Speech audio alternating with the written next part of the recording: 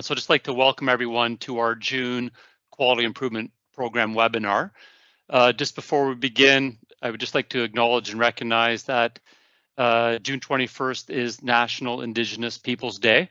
And just to reinforce the importance of discovering and learning about Indigenous health and how bias and stigma can impact our patients and the healthcare that we're providing. To start with our webinar, I'd like to introduce a number of people. In terms of myself, my name is Dr. Ted Everson. I'm a medical advisor at the CPSO. I work and support our quality programs. We have a number of people co-presenting and invited guests, and I'll pass it over to Dr. Manno. Thanks, Ted. I'm Dr. Mary Manno. I also am a medical advisor and leading the QI for Individuals stream of our quality improvement program, and I'm a family physician by training. All right, thanks, Mary. Supporting the presentation from the CPSO will be Ms. April Jacobs. April is our manager of quality programs. She'll be helping to track questions and facilitate some of the question and answer near the end of the webinar. We have a number of people joining us from Choosing Wisely Canada, and I'll get to their introductions in just another slide or two. Just in terms of format and housekeeping, we'll start with our slide presentation on the CPSO quality programs and provide an overview and an update. That will probably take around 30 minutes, and then we'll move into a presentation from our guest from Choosing Wisely Canada, speaking about the Using Blood Wisely and Using Labs Wisely programs. We'll try to, in terms of questions, feel free to put any questions into the chat. We'll try to track them, respond to some of them if we can during the presentation, but we will set aside some time for the end, probably the last 15 minutes, where we can open it up to questions and have some discussion around that. The presentation, this is being recorded.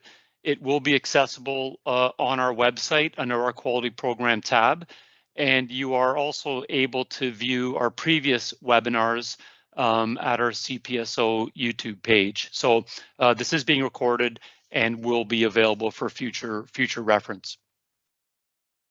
To start just with the objectives of our webinar today, we do want to go over the transition we've had at the CPSO within our quality programs, moving from a quality assurance approach to a quality improvement approach for the program options available to physicians. We will review the available CPSO tools that we have online to support physicians in doing self-directed quality improvement. And we will review the current state of our new quality improvement program options that are available to physicians. As mentioned, we have an invited guest that are co-presenting, and that is our colleagues from Choosing Wisely Canada. And we'll be talking about what they're doing, how that can support physicians in doing quality improvement, whether that's as an individual or within a group or within your hospital practice.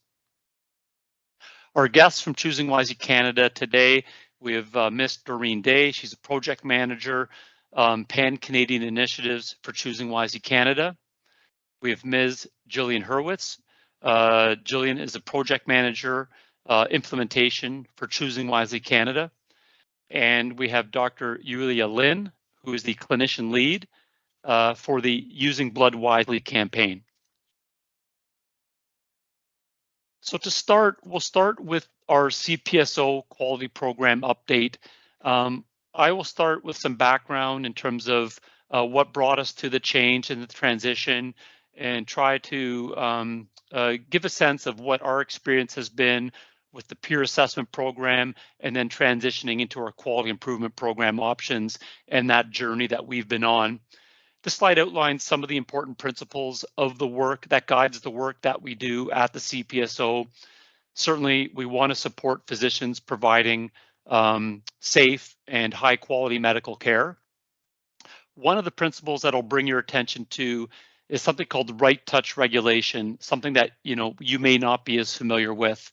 And right touch regulation is one of the guiding principles of our work at the CPSO, and not just within our quality programs, but in other areas. So whether that's within investigations and resolutions, in our policy development, and within registration and licensing, right touch regulation is an important guiding principle. And what that is really it is a framework on how to approach a matter or an area and to determine the appropriate level of our involvement. So right touch regulation is a framework. It's based on an evaluation of risk. It's intended to be proportionate and outcome focused, and really, again, allows us to determine what the appropriate level of our involvement should be, again, in a particular matter or in a particular area that we are accountable in. Some additional background on quality at the CPSO. There are existing quality requirements for practicing physicians in Ontario. This is within the quality assurance regulation. And historically, this was done through our random peer and practice assessment program. That program was in place for quite a long time. It had been in place for decades, and it was designed around physicians having a peer assessment approximately once every 10 years. Based on that experience and based on an evolving interest and the benefits with quality improvement, we decided to pivot and transition to adopting a quality improvement approach to the program options that are available for our members. Peer assessment does still exist. It remains an important tool for the various committees at the CPSO. An example would be our age-related peer assessment program. I'll go over our experience with quality assurance approach and our peer assessment program. Up until 2019, we had been conducting around 3,000 assessments a year. And in approximately 90% of those, there were no problems or issues that were identified. And in fact, in the 10% where there was something, many of these issues were low risk or low level concerns. So a couple of important takeaways from that experience. One is that physicians in Ontario are generally practicing at a really good level. And when we put that in the context of additional information and feedback from physicians undergoing a peer assessment, we really had to look and consider what value we were getting out of the peer assessment program in its current state when we were doing random assessments across all members. And that certainly was an impetus for us to make a change and look what we were doing.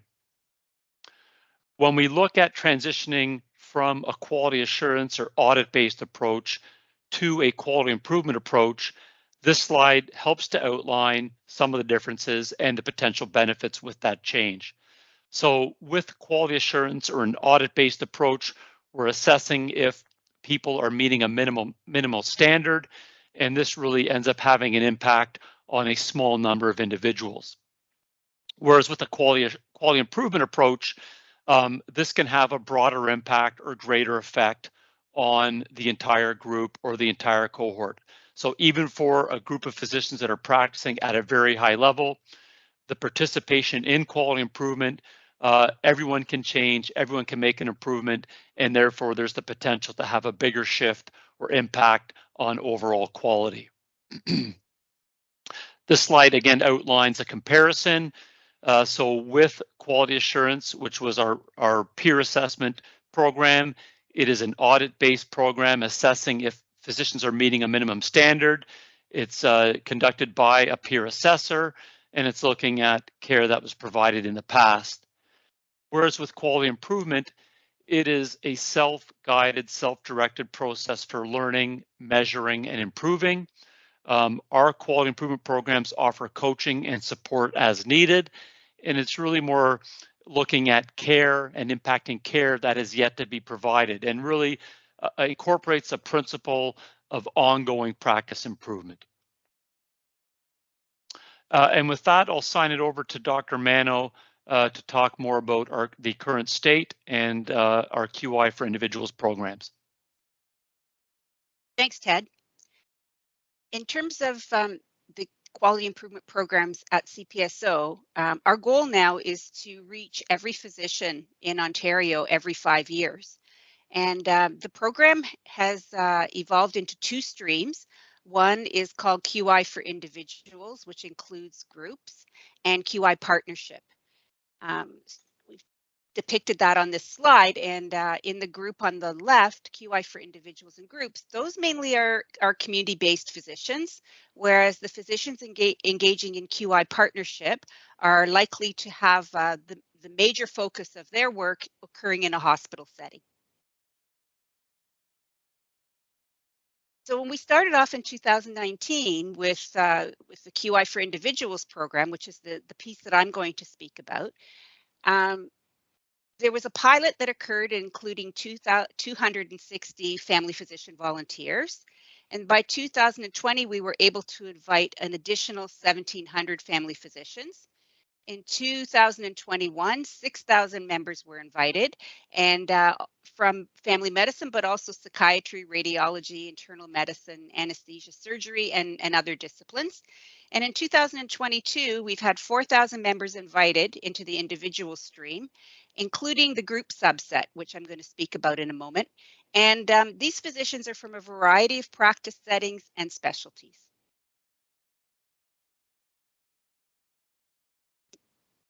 So when we're looking at this 5-year cycle that we anticipate in QI for individuals, the way that the program is delivered is online, and there are a number of online learning activities that will ultimately result in a practice improvement plan being submitted to the college and reviewed by a QI coach.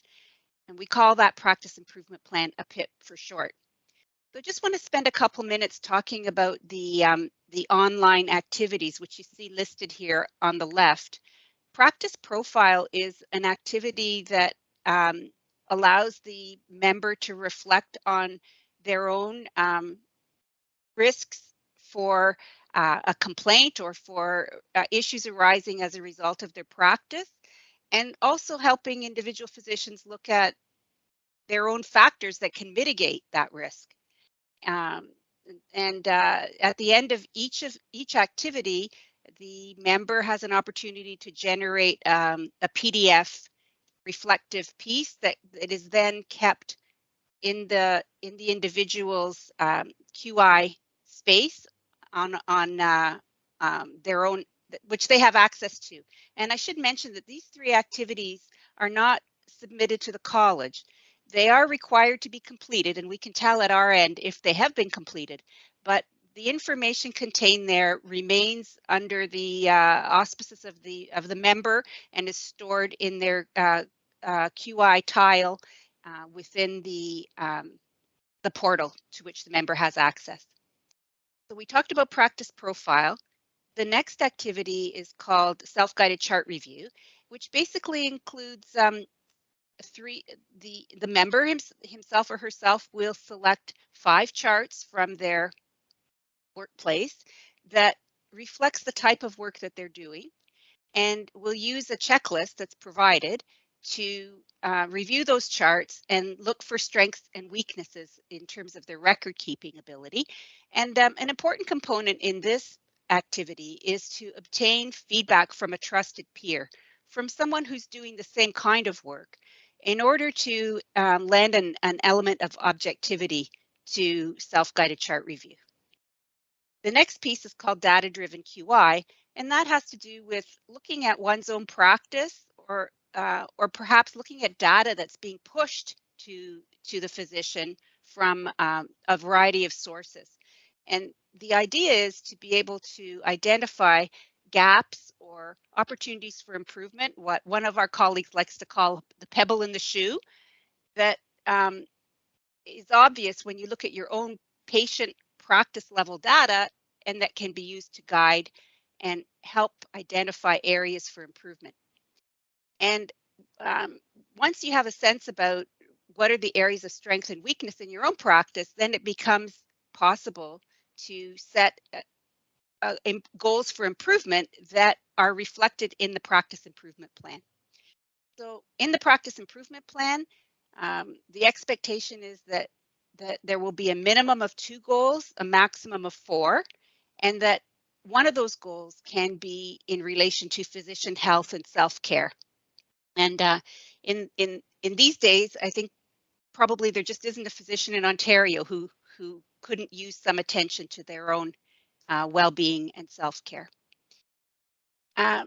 The practice improvement plan, as I mentioned before, is the piece that's submitted to the college and reviewed by a QI coach. There are 10 of us here at the college reviewing PIPs.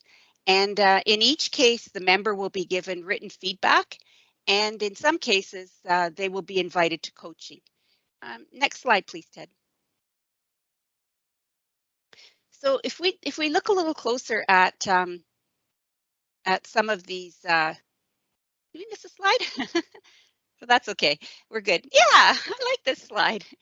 I think quite often members struggle with where do improvement goals come from. And so I think it's helpful maybe to look at each activity and think about how we could be generating improvement goals from that activity. Next slide, please. So take, for example, the practice profile. This member says, I'm a solo physician over the age of 60. Before completing this QI activity, I did not appreciate the impact on patient care, and I had no idea that I was at increased risk of a college complaint. So my goal for improvement is to mitigate this risk and obtain collegial support for my practice of medicine. So this member's current state is that they have little or no peer support. This member is planning an intervention where he decides that he's going to rejoin his problem-based small group learning by contacting the Foundation for Medical Practice Education. He's also going to apply for affiliate privileges at the hospital in his community, and he's going to seek out an invitation to the local family physician WhatsApp group as a way of connecting with peers. And the outcome measure that he will use to assess the future state or how successful he's been is in 3 months' time, he's going to reevaluate his level of peer support. And so this would be an example of a improvement goal that could arise from the practice profile activity. Next, please. With respect to the self-guided chart review, this participant went over the results of the self-guided chart review with her trusted peer and noticed that she often neglected to include negative findings in the record. For example, in a 65-year-old smoker, one should probably note that the abdominal aorta was not palpable. So when she had a look at her charts, she realized that in the current state, 3 out of 5 charts did not include significant negative findings.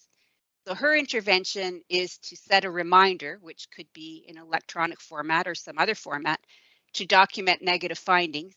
And then the outcome measure could be to conduct another chart review after a period of 3 months to see if there had been an improvement. Next slide, please. When we're thinking about data-driven quality improvement, it's quite common for members to tell me that they had no idea that a whole pile of data was being pushed to them. And so there are a number of options. This member had the opportunity to use a screening activity report from Cancer Care Ontario to create a goal.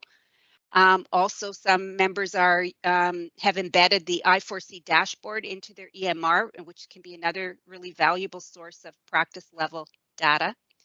And then there's always the opportunity to observe one's own practice and think about that pebble in the shoe. For example, I'm a therapist. My counseling sessions run late 50% of the time. Or as a specialist, patients have to wait 2 months to see me in consultation. Or I'm a locum. How do I get feedback on my performance? Another physician, 25% of my patients are prescribed opioids and they may benefit from deprescribing. Or as a radiologist, I review about 10 interesting or challenging cases a week, but I receive little or no feedback on patient outcomes. So these are all observations of one's own practice that could indicate an area for improvement that would be meaningful and relevant to the participant. Next slide. Physician health and self-care is another important area. This physician looked at the CMA resources and realized that she could structure a self-care goal for herself.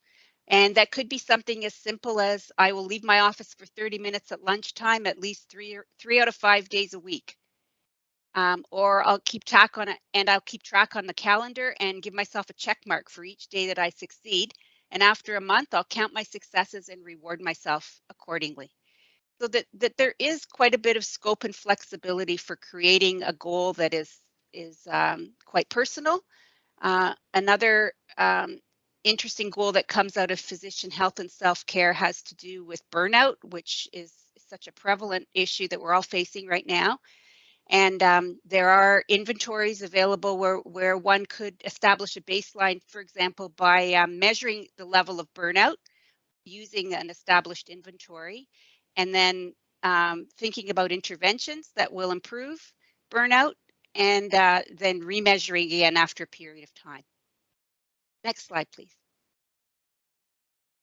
I mentioned earlier that when PIPs come into the college, the majority of them are actually really well done, and really have to kudos to everyone who's participated in the program to date, and at a very difficult juncture during COVID has gone through the process and sent us some really neat PIPs.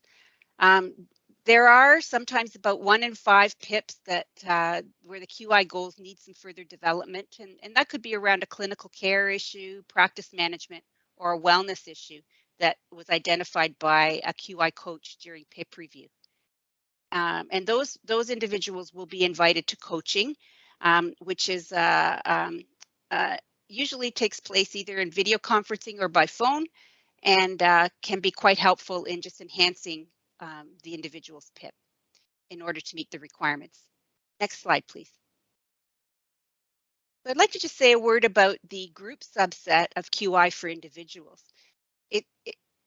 Beginning in 2022, it's possible for an individual physician to be invited to participate, and then for that physician to invite up to 6 of their colleagues to join them, form a group, and for the group to submit a practice improvement plan together instead of individually. Next slide, please. So in 2021, we piloted this process with 4 groups, and now in 2022, we have 86 groups participating. Most of the elements remain the same. There's still each individual physician will complete the online activities that I spoke about, but the difference is that physicians will submit one group PIP instead of individual PIPs. Next slide, please. And I think we'll leave it there, and we'll certainly have opportunity at the end to ask any clarifying questions. And I'll turn it back to Ted. Great, thanks, Mary. So we'll shift gears, and we're going to speak about another QI program option available, and we call it QI Partnership. So just again, to reset on the current state of our options, these are programs that are based on a 5-year cycle. Dr. Manno has spoken about the QI for individuals stream, and I'm going to speak about the QI partnership stream, which is an option for physicians that practice or have some component of their practice within a hospital. The QA partnership program is really about trying to engage physicians in quality improvement. We know that quality improvement is a great way to change and or improve clinical practice. And in the context of the partnership program, we're hoping that this can be used to support important hospital priorities. So if there's an important initiative, maybe there is a quality metric that you want to focus on, something that is relevant and current to your current practice environment at a hospital, this is a program that could help support physician engagement and participation. We do certainly recognize that many hospital-based physicians are already engaged and active in various quality initiatives, and those are things that could certainly be aligned with the partnership program and submitting a proposal that would meet our requirements. So the QI Partnership Program is an option for physicians to participate in a hospital quality improvement project with their colleagues. And this may be something that they do with the colleagues across the entire organization, or they may do at a departmental level. And we'll talk a little bit more about that in the options. And so by participating on a partnership program project, physicians will be able to meet their CPSO quality requirements. There's an additional requirement to complete the 2 online quality improvement activities, 2 of which Dr. Manno had reviewed, practice profile and self-guided chart review. These are reflective activities that help support physicians. And again, in terms of the partnership program, the intent is for the project to be aligned with something that is important at your organization. In terms of what you can do with a partnership project, the bottom line is that it is flexible. I think a couple key considerations are looking at the time and resources that you have available to support a quality improvement project for your medical staff or with your colleagues. So depending on available QI support, any infrastructure, expertise, time, that's going to impact what you might choose to do and the scope of the project. And we recognize that. We want organizations to choose to do something that fits and is feasible for the resources that they have available. I think the other key consideration when deciding on what you could do is to reflect on current discussions within your group, within your medical leadership about something that is relevant and important. Again, maybe it is a quality theme or quality metric that you are planning to do work on. Maybe there's an important initiative that you are planning to launch and it could benefit from physician participation. So it's something that you're going to do anyways. These are things that are options and can be considered when deciding what to do. Organizations could submit projects that are organizational wide, meaning almost all of the medical staff at an organization could sign on to, that it's relevant to them and they could sign on to. There is the option of submitting an organization submitting multiple QI projects, and that is something that we would work on and discuss further with your medical leadership.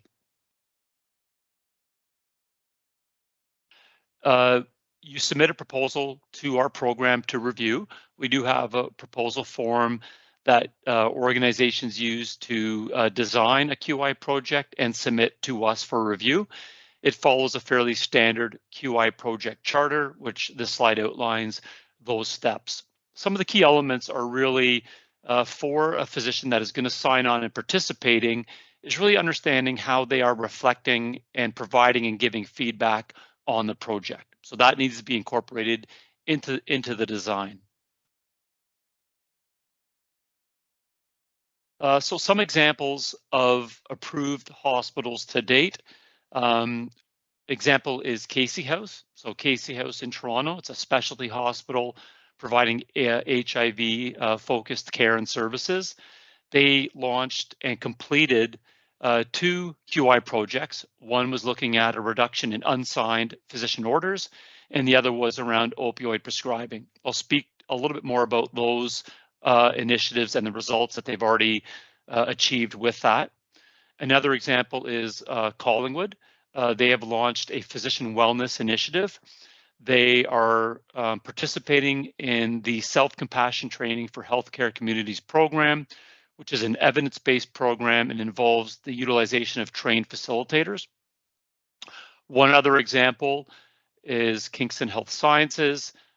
They've submitted 2 QI projects that are options for all of their physicians to participate in. So multiple sites, all departments. One is looking at optimizing resource utilization and pursuing Choosing Wisely Canada hospital designation, and the other was a physician wellness related initiative. Just some additional detail on what Casey House has done. Their one initiative was around hoping to reduce the number of unsigned physician orders. And this outlines how they went through the process following kind of a QI project structure. And certainly, as this slide outlines, they have been successful with what they've done to date. They've had a significant reduction in the number of unsigned physician orders. The other initiative or project that Casey House launched and completed was around safety and opioid prescribing. And they wanted to have better clarification on opioid prescribing and identifying the rationale for it. And again, when you look at their results to date, they've had a significant improvement and are now getting good clarification and identification on why a patient is being prescribed an opioid. So just to summarize partnership, some of the key messages and benefits.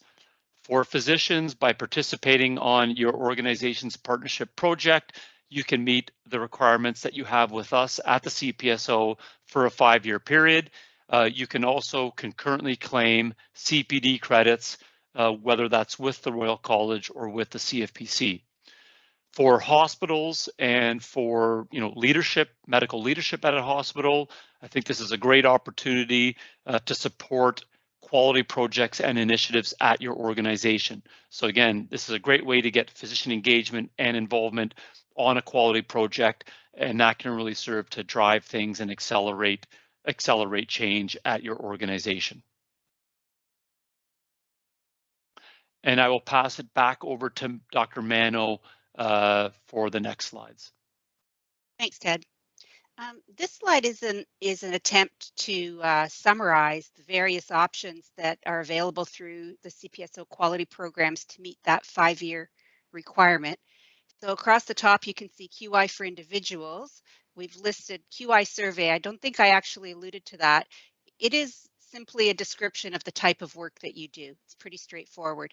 And then that's followed by the 3 online QI activities that we spoke about, and then the practice improvement plan. That's QI for individuals. In the group subset, it's much the same at the beginning, but the difference there is that the group members are doing the activities individually, but submitting one group practice improvement plan. In the partnership program, only 2 of the QI activities are required, and it's the hospital QI initiative that that the members participate in, which is negotiated with the CPSO. And the other piece that continues is the QI peer and practice assessment, which at this point is most widely used for physicians over the age of 70. Next slide. So our experience to date for QI for individuals, we've engaged with about 5,000 CPSO members since 2019. This year, we're working on 86 groups that have self-formed in the subset of QI for individuals. Each year, more specialties will be invited to participate, and we also now can offer flexibility for participants to choose their preferred deadline for completion during the year. For QI partnership, to date, we have 37 hospitals who have whose QI proposals have been approved. These could be organization-wide or department-focused, and it includes a mix of large and community-based hospitals. Next slide, please. So the overall benefits of the QI approach, well, from the college's point of view, it's offering us an opportunity to have more frequent contact with our physician members, a broader impact on the quality of care, and ultimately have a positive impact on public safety. From the point of view of individual members, this is an opportunity for reflective practice, an opportunity for goal setting, and also you get to earn a substantial number of CPD credits, either from the College of Family Physicians of Canada, the Medical Psychotherapy Association of Canada, or the Royal College. Next slide.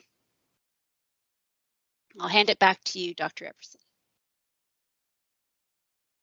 Okay, so I think that completes the slide presentation component of the CPSO quality program update. We'll transition to our invited guest today from Choosing Wisely Canada, and I'll pass it over. I don't know who's up first, but I'll pass it over to our colleagues to speak. It looks like initially about the Using Blood Wisely update.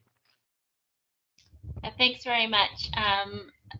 My name is Dr. Yulia Lin. I'm one of the transfusion medicine physicians here at Sunnybrook, and I am working with Doreen Day in terms of who's the project manager for national collaboratives, and so is also the project manager for Using Blood Wisely. So I'd like to tell you about this initiative, and that will be followed by Jillian Hurwitz, who will be speaking on using labs wisely.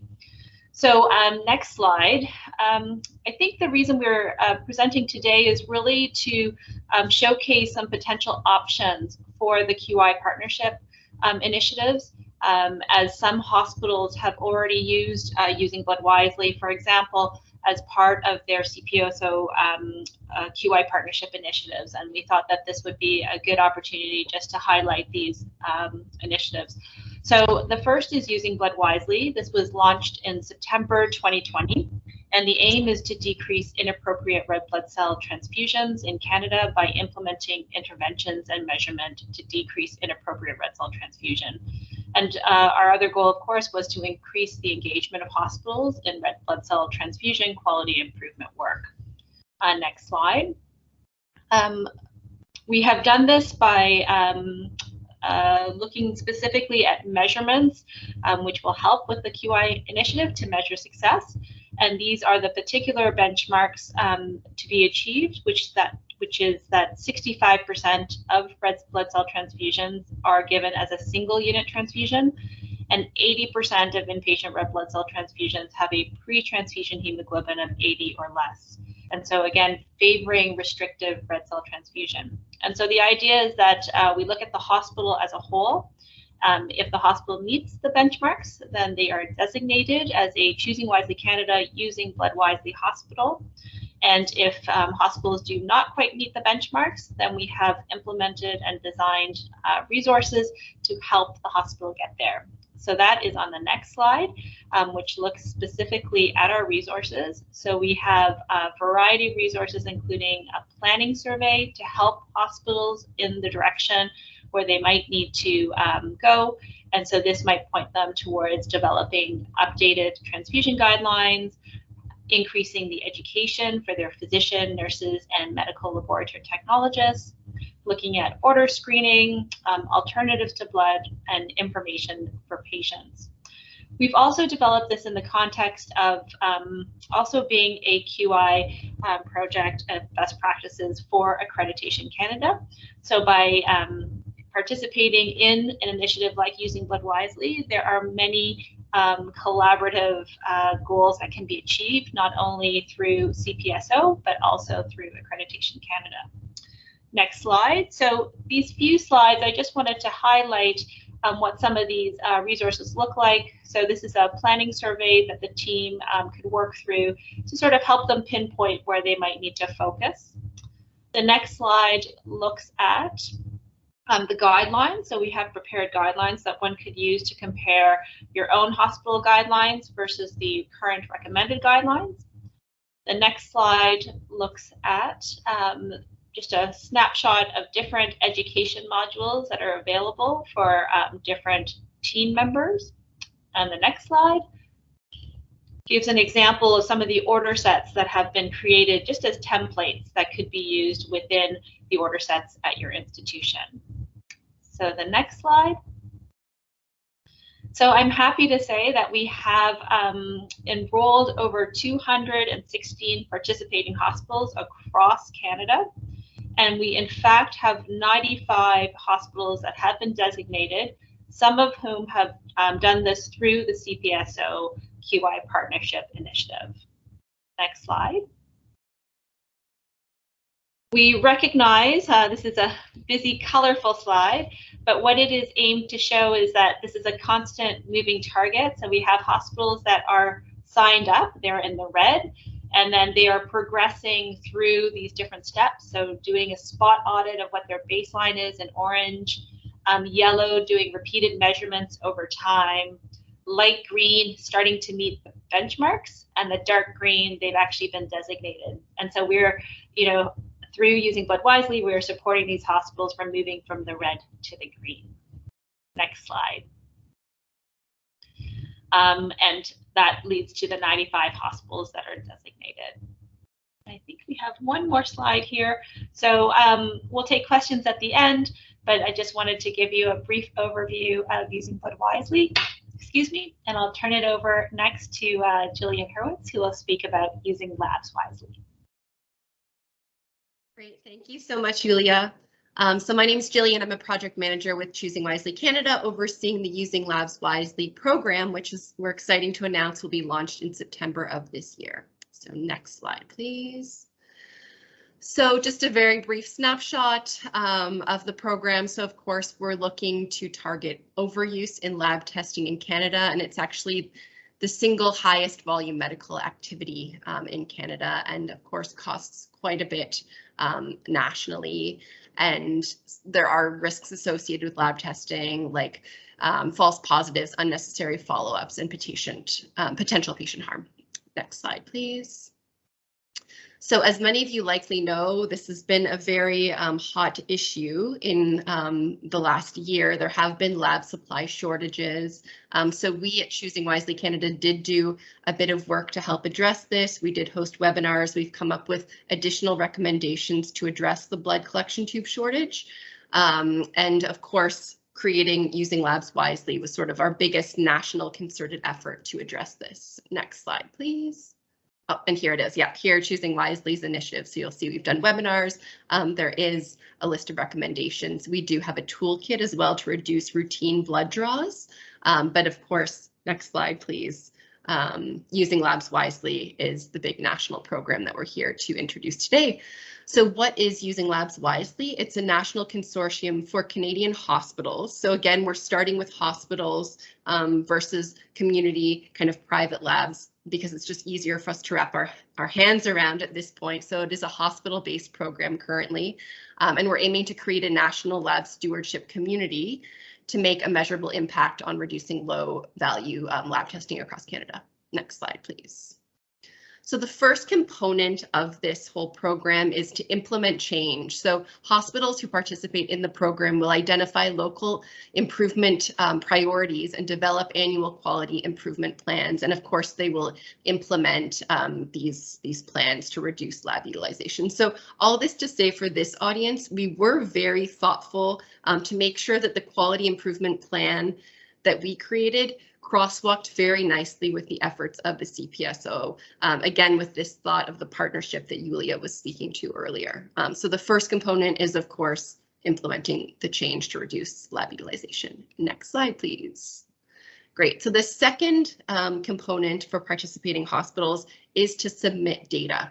So we're asking all hospital organizations participating in Using Labs Wisely to submit aggregated data on a standard set of lab tests. So these are kind of the, the common kind of low-hanging fruit or quick wins, if you will. So things like removing folate from order sets, removing CKMB, the urea to creatinine ratio, things like that. And so when participating hospitals submit their data, we in turn are looking to provide them back with comparative reports to see how they fare compared to other hospitals across the country. So that's really something we're looking to bring in to this program. And then that would help drive quality improvement efforts as well and create sort of a national reporting system for these lab tests. Great, next slide, please. So you'll see here, these are sort of the quick wins, 5 lab tests we're focusing on the left.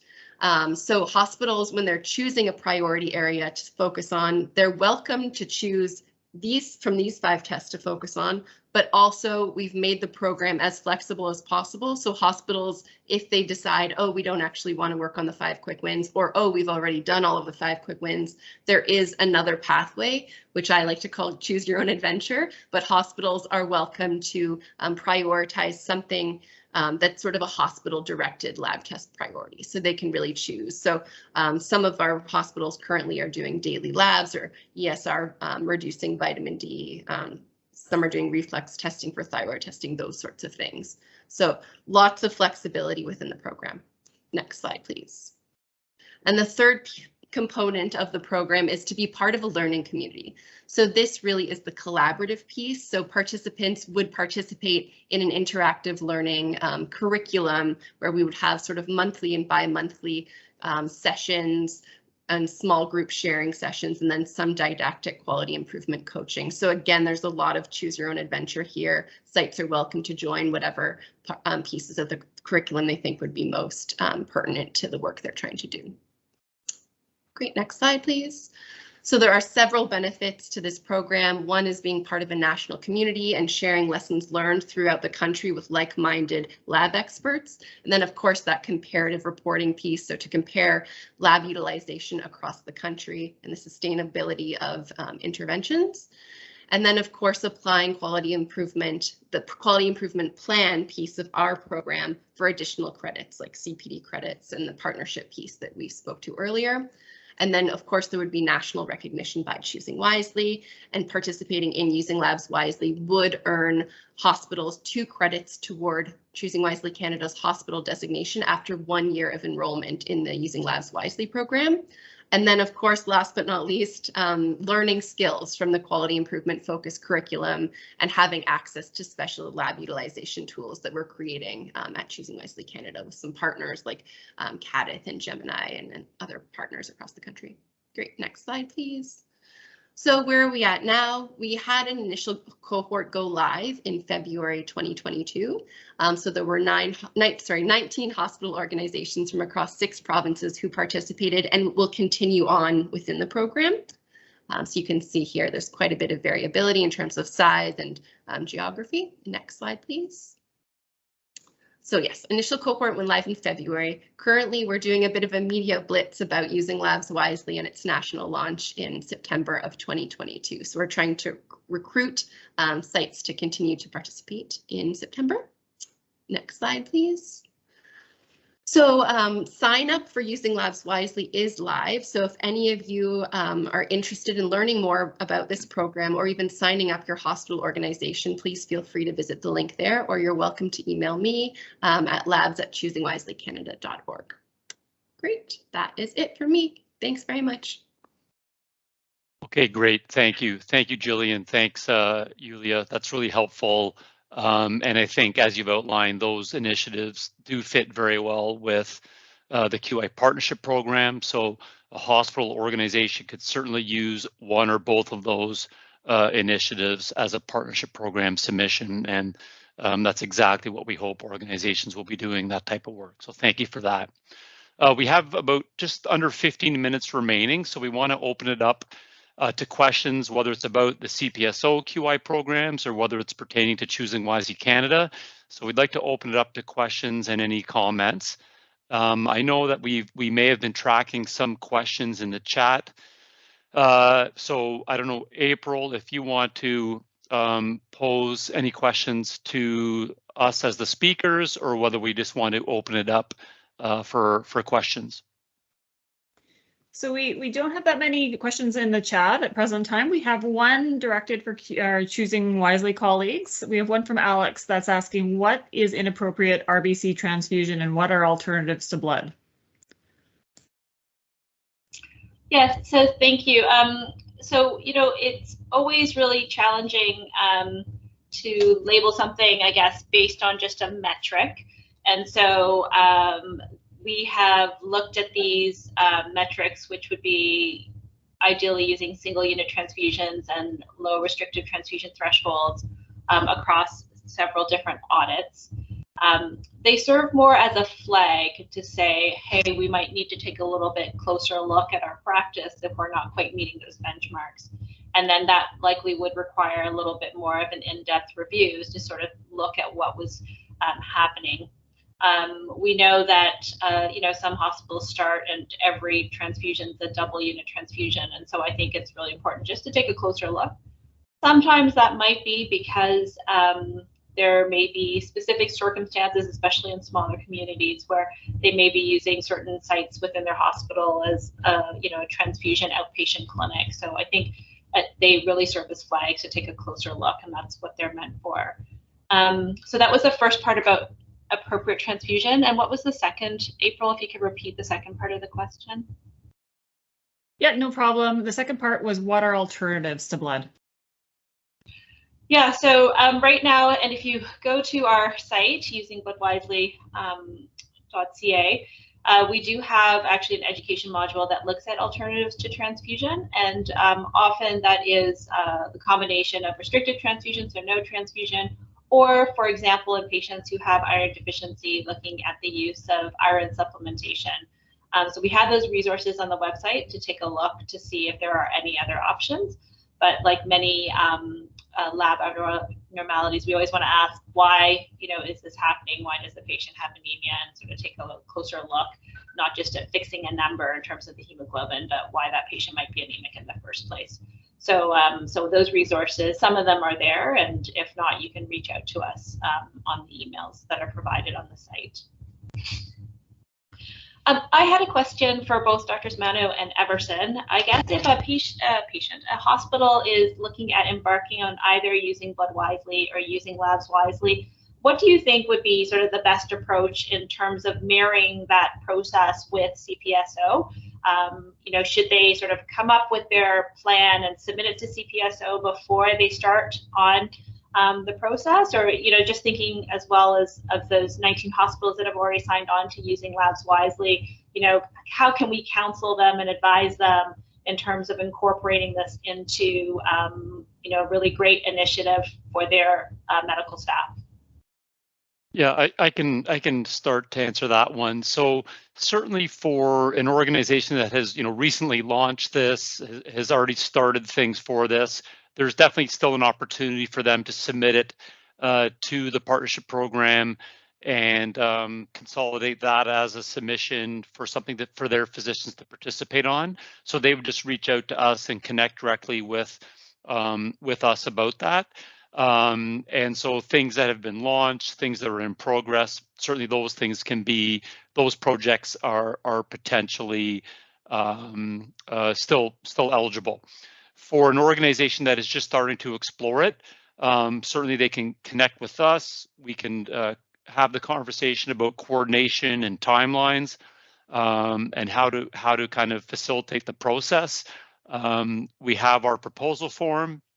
They can use a lot of the content that you've already generated to help fill in the proposal form. It's kind of like a ready-made toolkit and really gives great guidance. So I think for an organization that is considering it, it aligns really well with what we're looking for in terms of a QI process and something for physicians to participate in. So again, they would reach out to us, contact us.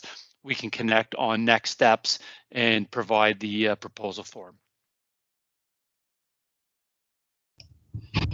Yeah, one of the thoughts that I had when I was listening was that, even though our program is set up as a hospital program, it doesn't sound like there'd be any limitation in why a department, for example, might submit something both, under using blood wisely or in terms of just using the tools or using labs wisely, but at a department level, and that would still qualify in terms of the QI partnership program. Yeah, that's a good point and a good question. So the short answer is yes. Certainly, we do accept multiple QI projects from an organization. They can be at the departmental level. We do ask for some coordination with the medical leadership at an organization if that's the strategy that they're taking, which, invariably, if a department wants to proceed with a really good QI project, it would be, unlikely that their leadership is going to say no.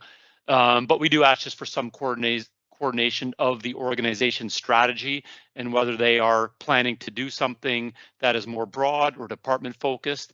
And the other thing that we've learned is, a certain department may be thinking of doing something and wanting to launch something, and they may not be aware that there's already some work ongoing at their organization to develop something. So we just want to ensure there's that awareness and coordination.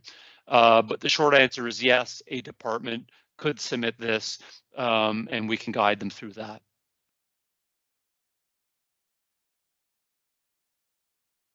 Okay, other questions? April, was there anything else that you had seen in the chat, or if we want to open it up to attendees? Yeah, we had just one question that came through for the QI program. The question is from Dr. Baston. If not yet invited by the CPSO, can individuals volunteer to participate? and have it count towards their CPSO QI obligations? If so, would MDs simply need to contact the CPSO to join? So I can answer that one. Absolutely. You do not have to wait until we come knocking. By all means, we've got our contact slide up presenting now. All you do need to do is reach out to us.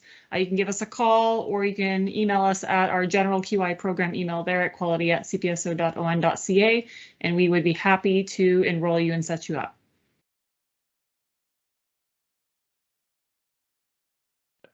Excellent.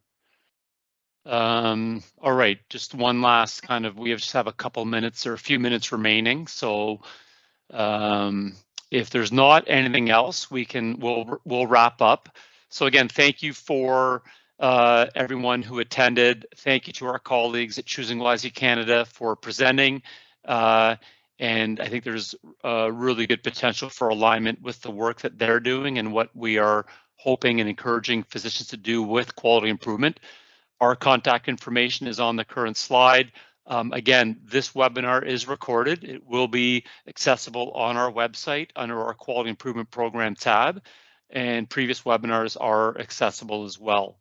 But I think that's everything. Thanks again to everyone for signing in. Thank you again to our speakers, and we'll finish up and enjoy the rest of your day, everyone. Thank you. Thanks, everyone.